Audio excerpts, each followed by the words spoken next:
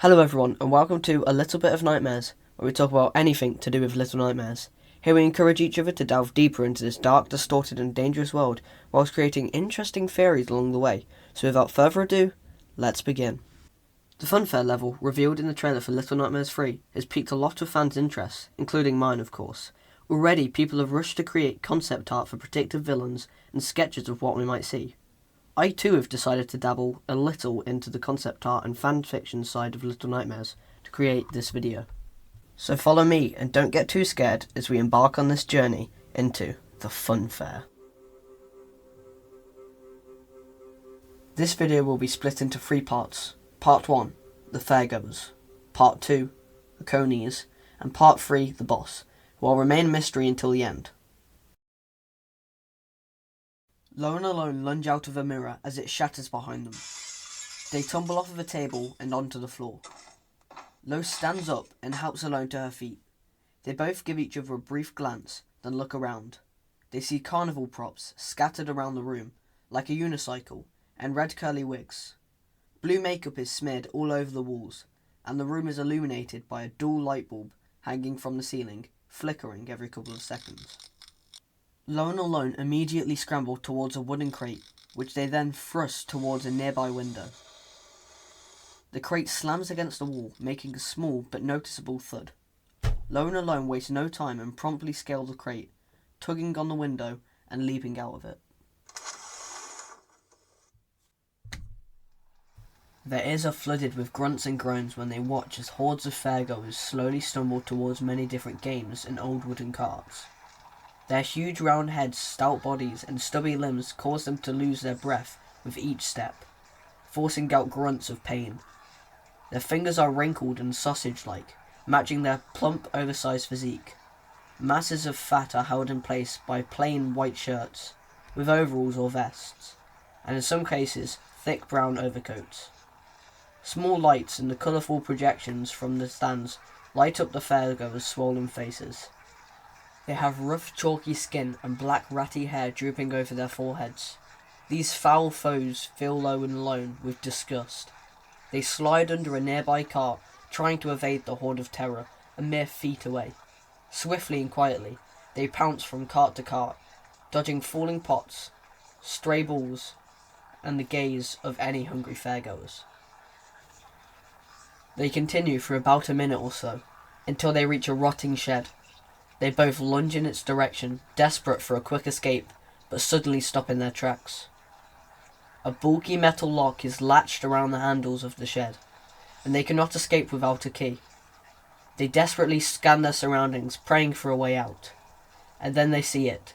A large silver key. All they had to do was go and get it. But it wasn't going to be that easy. The key was perched inside of one of the game carts, surrounded by fairgoers violently thrusting balls at the cans inside of the cart, hoping to knock them down and claim a prize. Lo and Alone reluctantly begin to crawl towards the cart, ducking between the fairgoers' stubby legs. They leap onto the cart, dashing behind a stack of rusty cans. They crouch between each set of cans as balls are tossed in their direction. The key is right there, right beside them now. In one swift movement, they both sprint towards it, grasp it in their tiny hands, and begin to make their way back to the shed, alerting the fairgoers along the way. Deafening yelps echo through the carnival grounds, as the masses of frightening fairgoers stride towards Lo and Alone, thirsty for blood.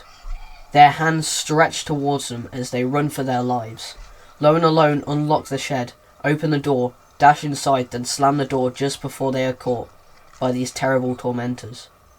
Alone heaves a wooden plank onto the door handles as the door shakes with every thump of a fist the fairgoers rain down onto the old rotting door. Lo and Alone, still out of breath, look around the shed, assessing their new environment. Rats scurry between crates of cannonballs and old juggling pins, drawing Alone's attention to a red and yellow cannon underneath a ladder on the wall. The thuds on the door suddenly come to a stop as they jump onto the cannon, approaching the ladder. They begin to clamber until they reach the window at the top. As soon as they exit, their hearts drop. They are just inches away from fairgoers. Slowly, they make their way across a derelict plank of wood as it creaks and bends under their weight. Just before it breaks, they leap onto the rainfly of the tent.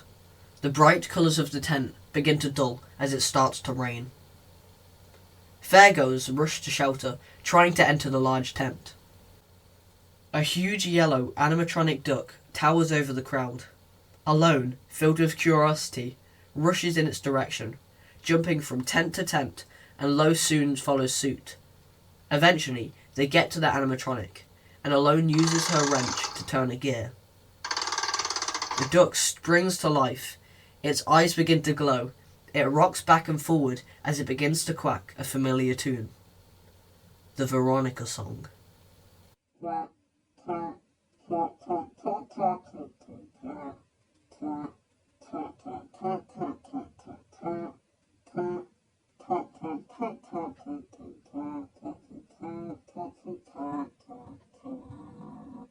This ultimately alerts the fairgoers.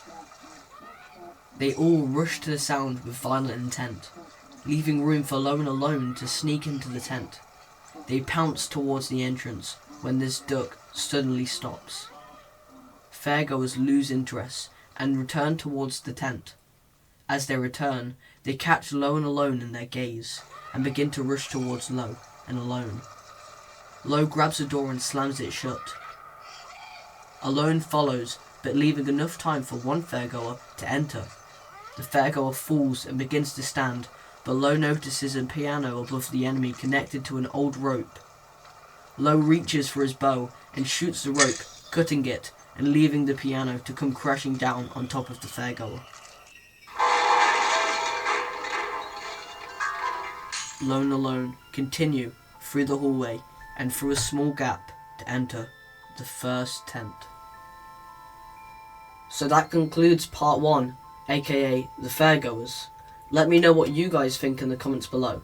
Don't forget to like, subscribe, and of course turn on notifications so you can find out what happens in part 2. So until next time, this has been a little bit of nightmares.